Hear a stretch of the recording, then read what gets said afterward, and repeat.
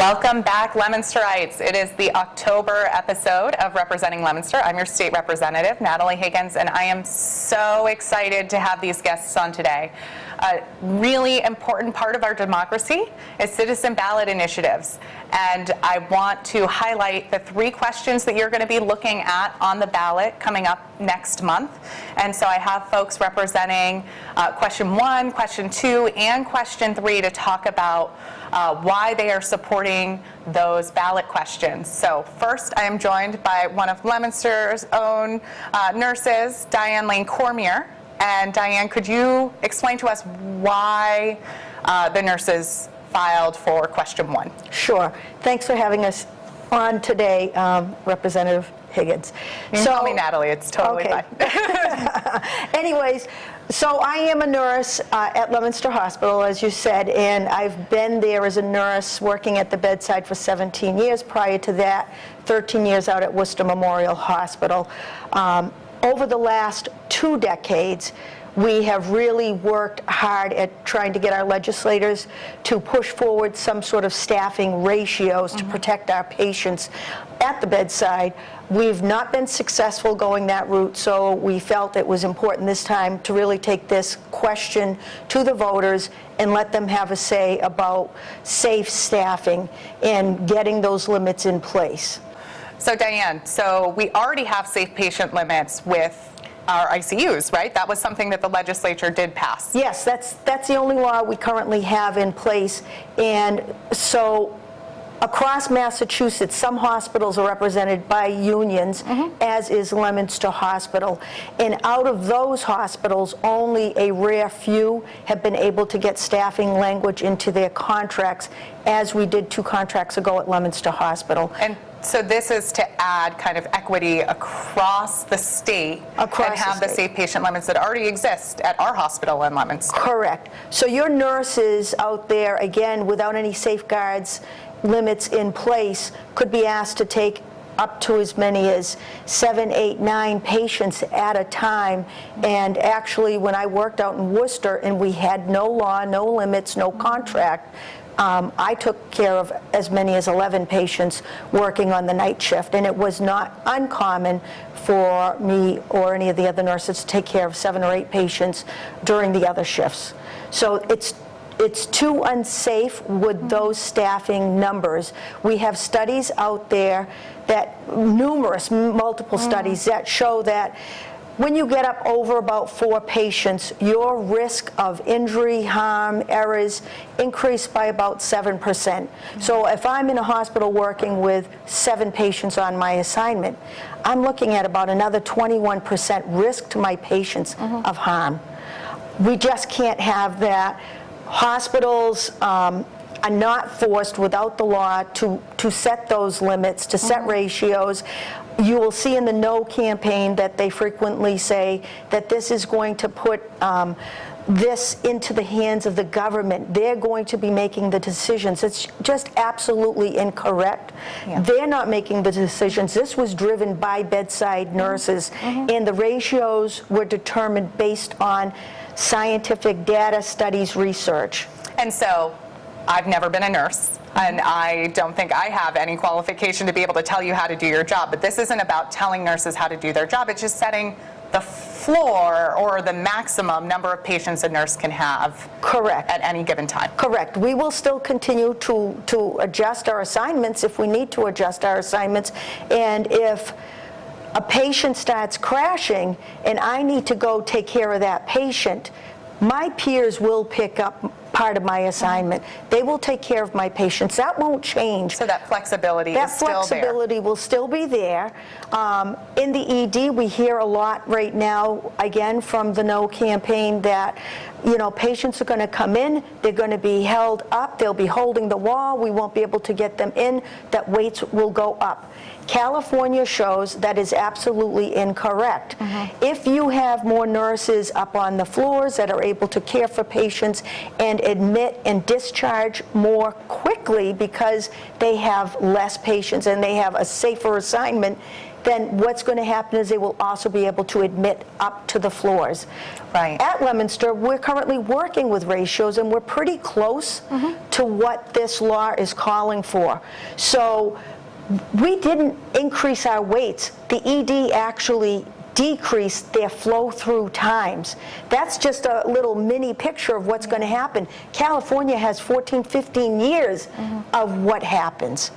Yeah, so we're already seeing it work out at Leominster, and the data I've shown is that Leominster, not a whole lot is going to change at Leominster Hospital. Absolutely not. And so I've seen very different cost estimates of what this needs, and also how many more nurses we're going to need. One of the concerns is whether or not there are enough nurses to be able to handle this new law. Yeah, and so again, cost, again, we recently had a study that came out through the Health Policy Commission, and with big numbers, way big numbers than what we have estimated it. And the problem is there was no input from the M&A side. Those numbers are very inflated because those numbers are saying it's going to cost us $300,000 a nurse extra in order to be able to staff up. What they're looking at is the nurse that is at the top of the pay scale, that has been there for many, many years, not the new nurses that they're hiring, who definitely will not come in at that salary. And also, hospitals don't hire 40-hour people. They don't do that because they don't want to pay the higher benefits. They will, as they have been, put out positions for 24-hour positions. That's going to be less cost in benefits. So the $300,000 is a very inflated figure. It's not what we have estimated at all. In terms of nurses being available, there are nurses available. Massachusetts is putting out, graduating about 3,000 or so nurses a year. I myself know that at Leominster Hospital, nurses come, new grads come every year and are turned away. They don't hire, they send them out, they either go to other places, could be nursing homes. A lot of them are encouraged to jump into NP programs. So the nurses are there. We have traveling nurses. We used quite a few of them over the last couple of years. If they feel they're working in a safe environment where they can give safe care, they take the positions. We had travelers come and actually take permanent positions after we got our contract settled with staffing ratio language. They were much happier to take those positions, felt that they could give safer care than going to a facility where there was no law, no limit, no ratios in place. So we have the nurses, also nurses that have left the profession because they were really scared that they were going to do harm to patients. They would come back too. Diane, thank you so much for taking the time to talk to us. So a yes vote on question one Absolutely, would yes. institute safe patient limits in all of our hospitals across the Commonwealth, something that is modeled after the California model, but is really aimed at making sure that our patients are safe when they're going to the hospital and with our bedside nurses. So thank you so much for taking time to come and talk to us and explain what's going on with question one. Thank you very much. And when we come back, we will be talking about question two. Welcome back, and now we're here to talk about question two, which has to do with how to solve corporate money in politics. And we're joined with someone from American Promise. Waboy Gatheru is the Citizen Empowerment Coordinator. Thank you for coming all the way out from Boston to talk about question two. My pleasure. And can you tell me why you're supporting question two, what it's going to do, and just give folks a background, because I think this is the one that folks have heard the least about. Yes. So question two is a question that has to do with limiting the amount of big money that is in our political system. If you think about lots of the issues that we're facing today, like violence in our communities because of guns, or really high education costs to go to college, it kind of comes down to the amount of big money being poured into elections, influencing policy, and ultimately not allowing the people to be heard. Instead, it's allowing the corporations and really a very small percentage of the population, their views are represented in our politics as opposed to the everyday normal people. So question 2 is about voting big money out of politics, and this comes out of the 2010 Citizens United decision, which basically allowed unlimited amounts of corporate money to be poured into elections with really no oversight by Congress, which is super crazy and very scary, and honestly one of the most undemocratic pieces of law that has ever happened. And so in 2010, that decision was passed, and because of that, lots of states have come out in opposition of that legislation.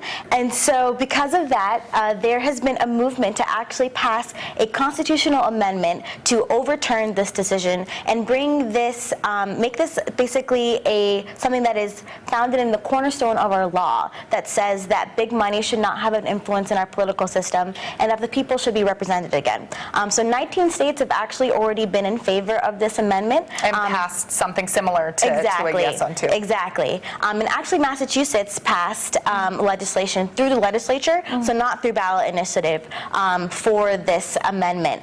So we are actually one of the 19 states already. Okay. But the reason that we decided to do this ballot initiative again in 2018 is to bring this issue back to the forefront. Unfortunately, when this issue was passed in Massachusetts in 2012, it's kind of fallen back on the wayside. And this is to bring, again, awareness to the issue, to bring the message back to the people and have the people vote. And so question 2 will put Massachusetts again strongly in favor of this amendment to overturn Citizens United and other Supreme Court decisions that have allowed corporations to have human rights as opposed to normal people, and will basically bring the power back to the people.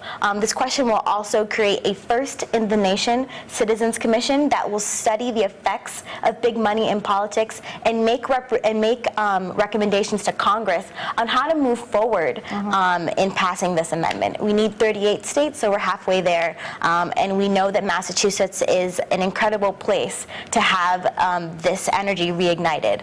And so we'll get to continue to be a leader by kind of showing that pathway to getting this done. Exactly. And what would you say to the opponents of question 2? Why would folks be in opposition to this? I think this makes a lot of sense. It does. We want our individual voices to have power, and the more money that is in politics, it dilutes our individual voices. Right. So the opposition claims that supporting yes on 2, question 2, is actually an attack on free speech, and this has to do with a previous Supreme Court decision called Buckley v. Vallejo that basically gave corporations human rights. And because they have human rights, they are entitled to exercising their freedom of speech in the First Amendment.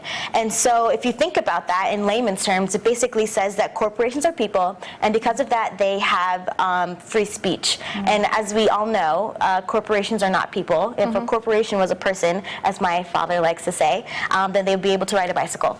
And obviously they can't. So because of that, that's what the opposition is saying, that voting yes on question 2 is an attack on free speech. And corporations are full of people, so those people can move with their feet and their dollars to have their voices heard. Right. So this is really just making sure that we're all on level footing. And we weren't a part of the congressional CD3 race for Nikki Tsonkas' seat, but we saw how much money was poured into that race for those dozen and change candidates. And that was a major complaint that I heard, is like, there's so much money being spent on this that could go to so many other places. Exactly. And so how do we make sure that we have more integrity in our elections so that everyone's voice gets to be heard? Exactly. And when money is the main factor in an election, the deciding factor, it doesn't come down to the votes, which is crazy, which is absolutely undemocratic. And on top of that, when candidates are mostly just listening to their big donors, they're not taking the time to listen to their constituents, to talking to their constituents. So voting yes on question 2 basically just places Massachusetts in favor of, once again, representing the people and putting the people back in charge and not profits. Well, thank you so much for coming all the way out from Boston to talk about this question, and good luck in the next couple of weeks of spreading the word. And we'll be back in a little bit with question 3.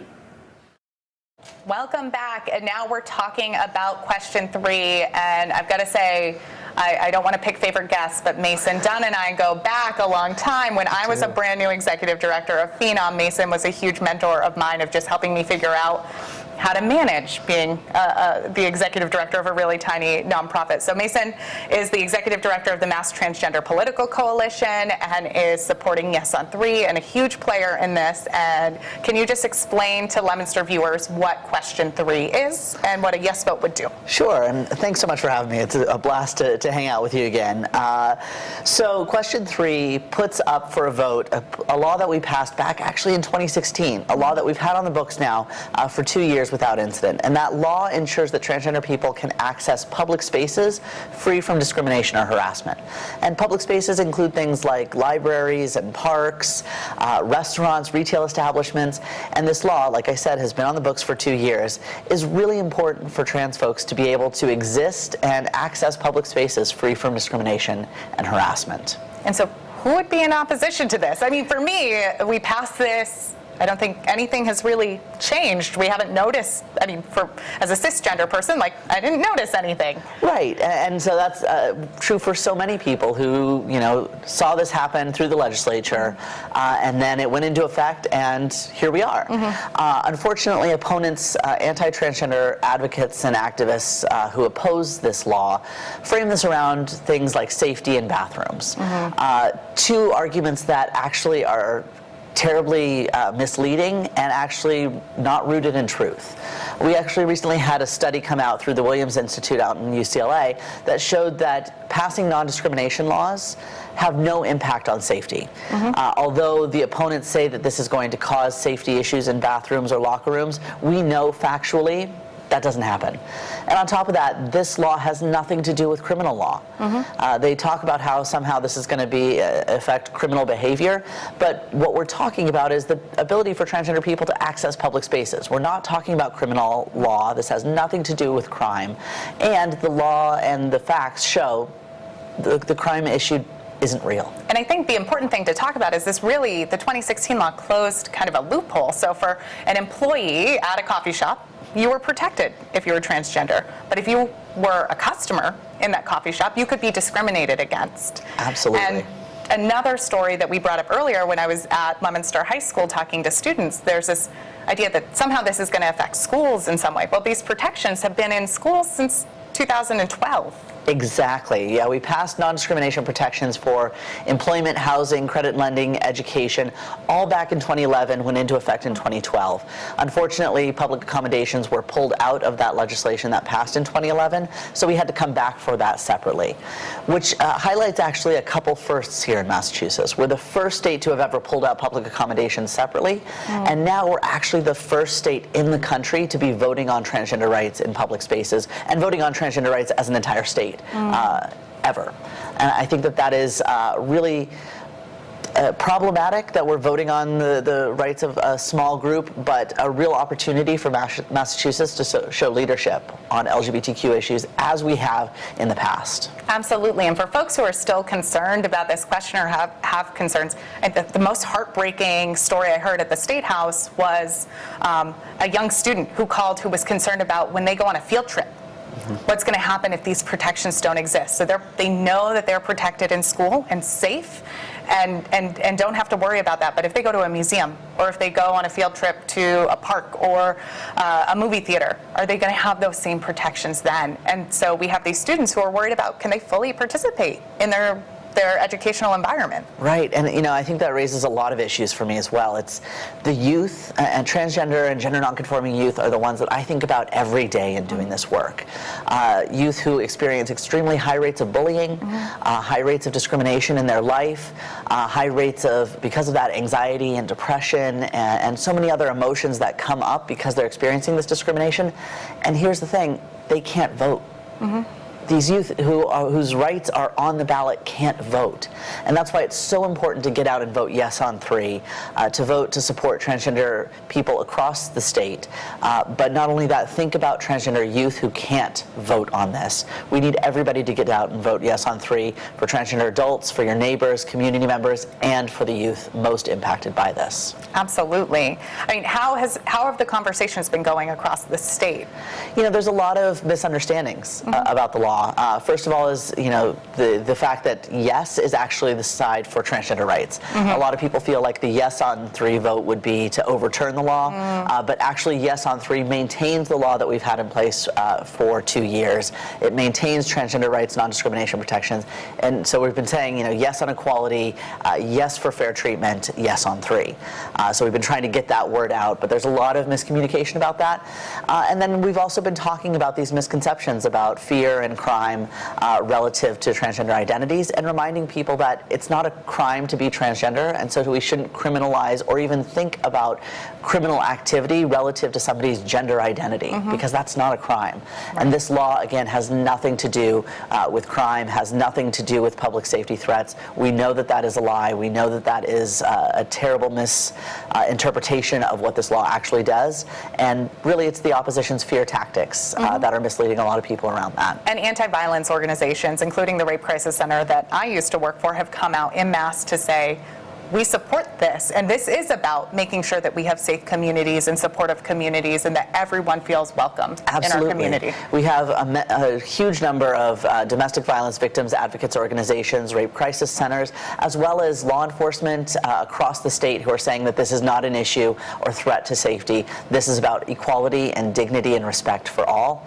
and that's why so many of these organizations are voting yes on 3. Yeah, I want to thank you for coming all the way out to Leominster to talk about this issue, to clear up any misinformation, and I think this is another opportunity for Massachusetts to be a leader and show that there's no place for hate in our communities. Absolutely. And that we're supportive, and that other states, unfortunately, are looking to us to see how this plays out, because this is the first time that it's gone on a statewide ballot initiative, and we need to make sure that everyone shows up and understands why they're showing up to vote yes on 3.